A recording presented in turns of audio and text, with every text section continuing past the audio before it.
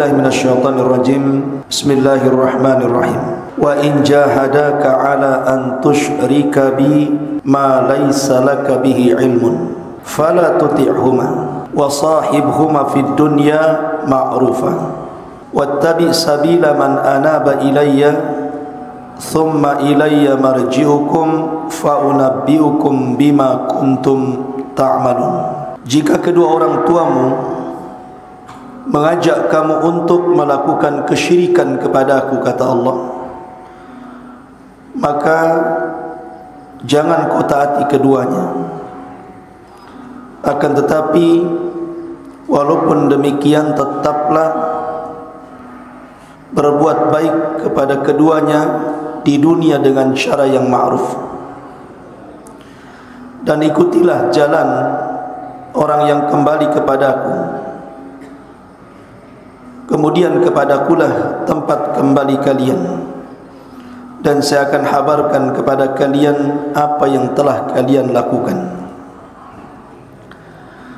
Surah Luqman ayat 15 ini, asbab nuzulnya adalah kepada salah seorang, satu di antara al-asyratu al-mubasyirina bil jannah, satu di antara 10 sahabat yang dijanjikan masuk surga. Siapa dia? Sa'ad ibn Abi Waqqas radhiyallahu anhu. Sa'ad bin Abi Waqqas ini masuk Islam sangat mudah sekali.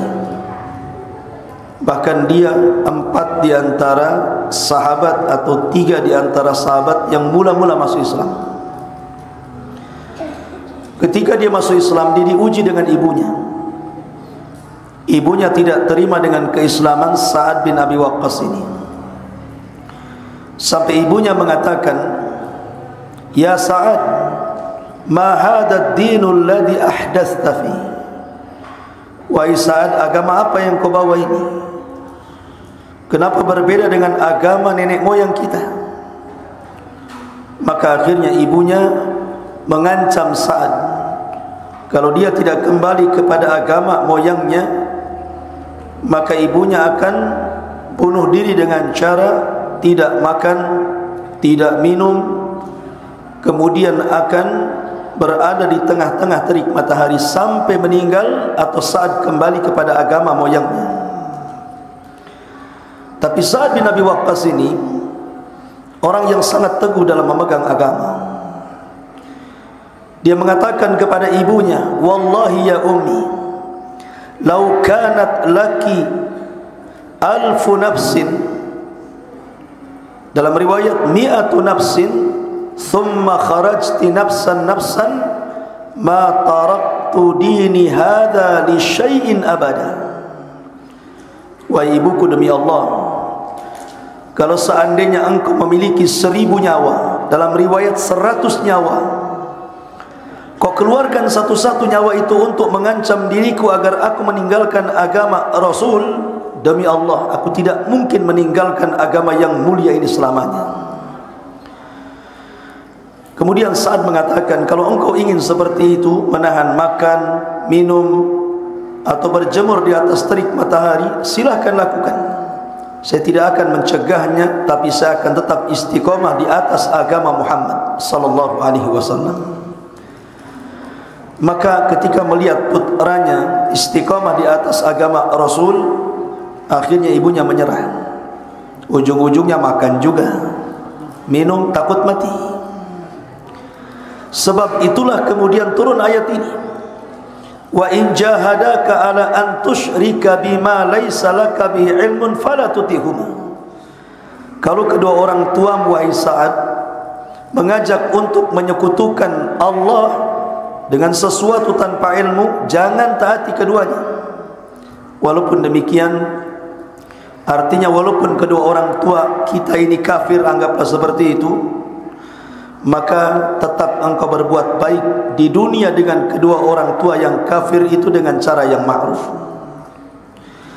Ma'asyiral muslimin yang dimuliakan Allah Azza wa Jalla, sedikit saya akan jelaskan biografi Sa'ad bin Abi Waqqas. Sa'ad bin Abi Waqqas ini sebab keislamannya karena dia mimpi. Jadi dia mengatakan, ra'aitu fil manam, aku melihat dalam mimpiku sebelum aku Islam, ka'anni fi dhulmah, seolah-olah aku berada di atas kegelapan. Tiba-tiba id adha'a li qamarun, tiba-tiba ada cahaya bulan menerangi kepada sebuah tempat. Tiba-tiba aku diperlihatkan 3 orang. Pertama Abu Bakar Siddiq radhiyallahu an, Zaid ibn al-Harithah, dan Ali bin Abi Thalib. Jadi dari cahaya bulan itu Sa'ad melihat 3 sahabat Nabi ini, Abu Bakar, Zaid, dan Ali. Kemudian aku mendekat. Setelah mendekat, rupanya di situ ada Nabi SAW sedang dikelilingi 3 manusia ini. Kemudian Rasul menawarkan dalam mimpi itu untuk aku masuk Islam. Setelah itu aku terbangun. Tiba-tiba beberapa hari setelahnya datang Abu Bakar mengajak agar aku masuk Islam, dan aku pun masuk Islam sehingga aku menjadi orang keempat setelah Abu Bakar, Zaid, kemudian Ali, barulah Sa'ad bin Abi Waqqas masuk Islam.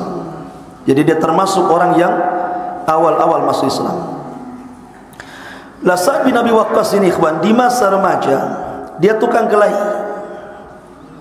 anak muda tukang kelahi, dan dia orang yang pertama kali memanah, sehingga dia setiap hari itu latihan memanah, latihan menombak gitu kan, sampai setiap panahannya tidak pernah meleset. Itu di zaman jahiliyah dan masih muda. Karena dia masuk Islam, ada yang mengatakan usianya 16, ada yang mengatakan 19 tahun. Artinya dia masuk pada sabda Rasul, sab'atun yudhilluhumullahu fi dhillihi yawma la dhilla illa dhilluh. 7 kelompok yang akan mendapatkan naungan di hari yang tidak ada naungan kecuali naungan Allah. Salah satunya syabun nasha'a fi ibadatillah, anak muda yang tumbuh di atas ketaatan kepada Allah. Sama dengan antum, anak-anak muda. Nah, ketika Sa'ad sudah masuk Islam, saat ini hijrah bersama rombongan, dan dia rombongan kedua setelah Mus'ab bin Umair dan Abdullah ibn Umi Maktum. Maka rombongan yang kedua hijrah, salah satunya Sa'ad bin Abi Waqqas. Kemudian yang terakhir Rasul, Abu Bakar. Kemudian yang paling akhir adalah Ali bin Abi Thalib. Nah, ketika sampai di kota Madinah, di hari pertama Nabi SAW tidur di rumah Abi Ayyub al-Ansari. Karena kita tahu bahwa perjalanan hijrah Rasul itu bahaya, dikejar musuh, sehingga Rasul khawatir ketika dia tertidur tiba-tiba musuh datang. Maka Aisyah radhiyallahu anha menceritakan bahwa Rasul menginginkan ada seorang sahabat yang menjaga rumahnya. Tiba-tiba datang Sa'ad bin Abi Waqqas menawarkan dia yang menjaga malam itu untuk keselamatan Rasul. Setelah Rasul terbangun di pagi hari, rupanya dia bertanya, siapa yang menjaga malam ini? Maka Aisyah radhiyallahu anha mengatakan, Sa'ad bin Abi Waqqas. Maka Rasul mendoakan Sa'ad bahwa dia orang yang paling mustajabud doa. Kalau dia berdoa, diijabah doanya. Dan itu doa berkah dari Nabi SAW. Makanya nanti ada kisah di zaman Umar bin Khattab. Saat ini kan dipercaya untuk menjadi gubernur Kufah. Rupanya dia difitnah di Kufah itu oleh seorang yang dijuluki Abu Sa'dah. Bahwa saat itu orang yang zalim, tidak pernah memperhatikan rakyat, sampai kepada mencela solatnya. Solatnya enggak benar saat itu. Akhirnya saat dipanggil Umar, dan dia mengatakan, ya Amirul Mukminin, aku orang yang hidup bersama Rasul, dan aku paling paham solatnya Rasul. Bagaimana mungkin orang-orang mengatakan bahwa solatku jelek? Akhirnya yang memfitnah itu dipanggil oleh Umar, namanya Abu Sa'dah ini. Kemudian dia bersumpah, saat ini begini. Akhirnya Sa'ad ini mustajab doa, ikhwan. Sa'ad ini kalau berdoa pasti dijabah. Kata Sa'ad kepada Abu Sa'dah, ya Abu Sa'dah, kalau ucapanmu itu benar tentang diriku, mungkin engkau tidak ada masalah. Tapi kalau kau dusta dengan ucapanmu tentang diriku, aku doakan semoga Allah panjangkan umurmu, semoga Allah butakan nanti di akhir hayatmu, Semoga Allah menjadi orang fakir sehingga orang yang meminta-minta di hadapan manusia. Subhanallah, doanya Sa'ad bin Abi Waqqas menjadi sebuah kenyataan. Abu Sa'dah ini diberikan usia panjang sekali, hidupnya fakir, buta, kesana kemari meminta-minta.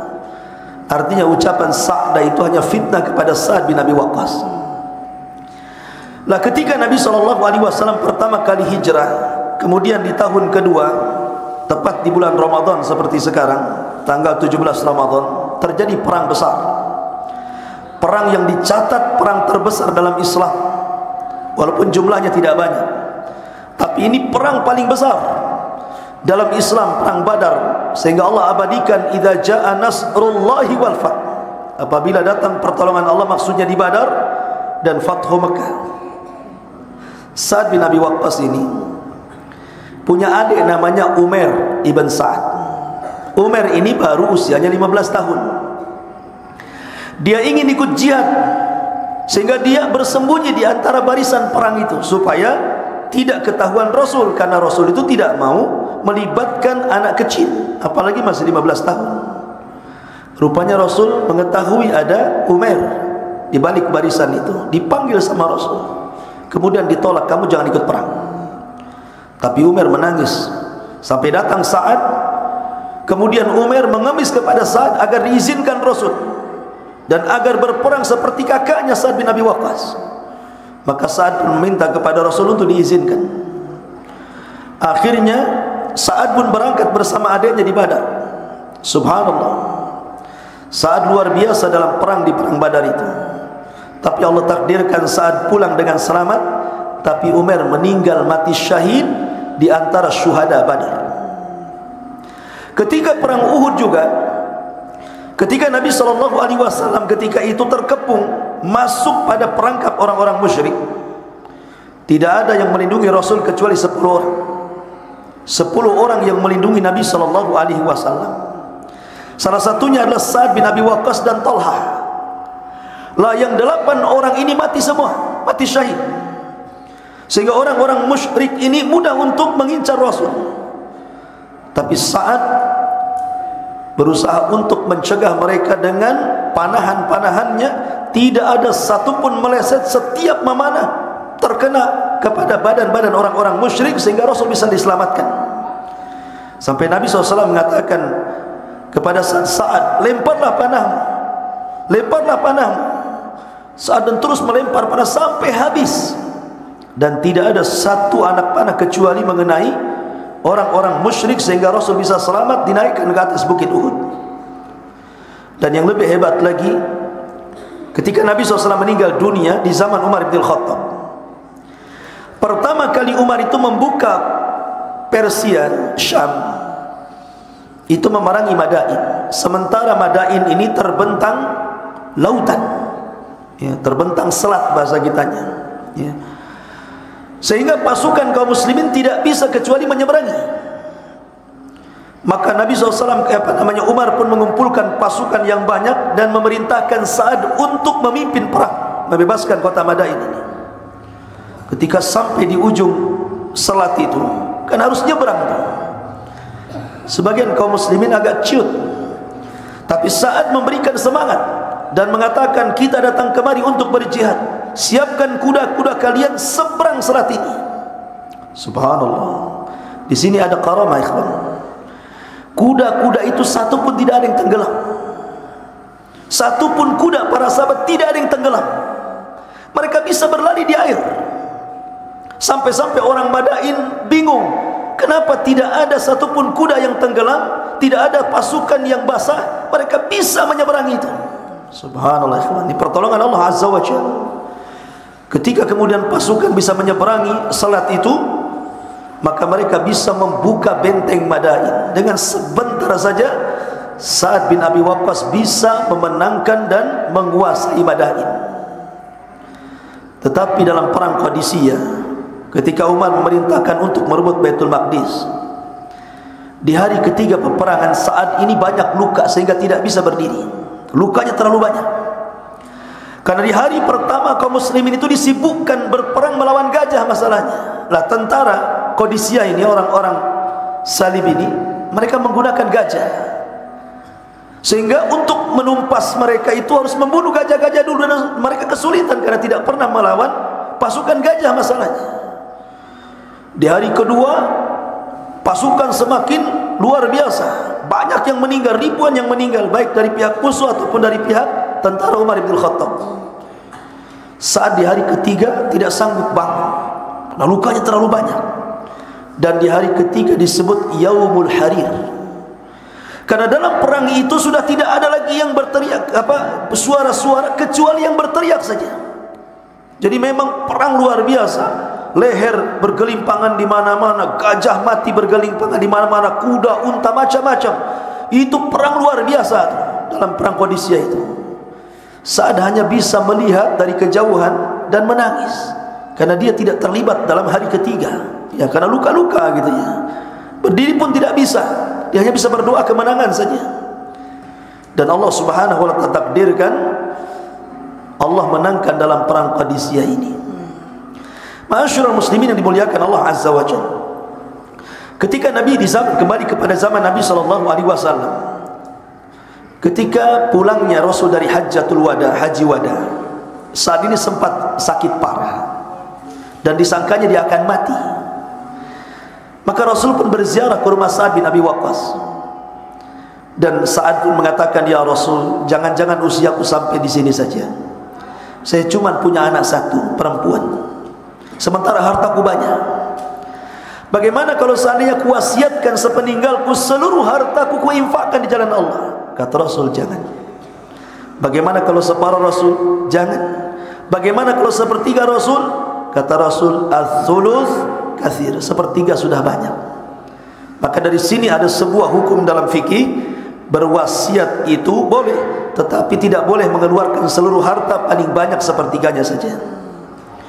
Tapi Allah takdirkan tidak, karena Rasul bersabda, engkau tidak akan mati di sini, engkau akan mati di Mekah. Maka saat tidak jadi mati itu, padahal sudah berwasiat akan mati itu. Justru setelah kemudian dia sembuh, dia pun diberikan keturunan banyak, bukan satu putri saja, sampai 18, ada yang mengatakan 16 anak-anak lahir dari keturunan Sa'ad bin Abi Waqqas ini. Ma'asyiral muslimin yang dimuliakan Allah Azza wa Jalla, maka di saat atau di zaman Muawiyah bin Abi Sufyan, maka disinilah akhir daripada umur Sa'ad, karena Sa'ad ini adalah sahabat yang terakhir mati dari kalangan muhajirin, bahkan yang terakhir mati dari 10 sahabat yang dijanjikan masuk surga. Dia pun meninggal di khilafah Muawiyah bin Abi Sufyan. Ada yang mengatakan dia dikubur di Atik, ada yang mengatakan di Mekah. Itulah biografi Sa'd bin Abi Waqqas radhiyallahu an. Subhanakallahumma bihamdika asyhadu an la ilaha illa anta astaghfiruka wa atubu ilaik. Allahu ta'ala alam. Assalamualaikum warahmatullahi wabarakatuh.